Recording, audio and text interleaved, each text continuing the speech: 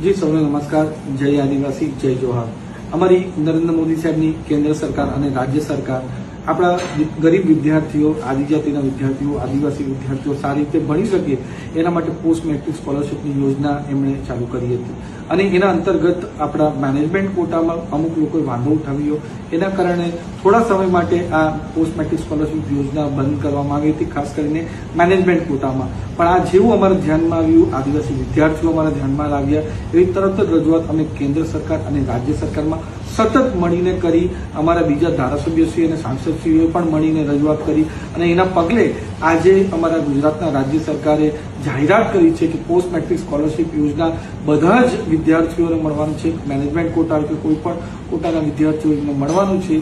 એ મોટું આજે એક અમારા આદિવાસી વિદ્યાર્થીઓના માટે હિતના માટે અમારા કેન્દ્ર અને રાજ્ય સરકારે ફેસલો લીધો છે. તો નરેન્દ્ર મોદી સાહેબની પાછો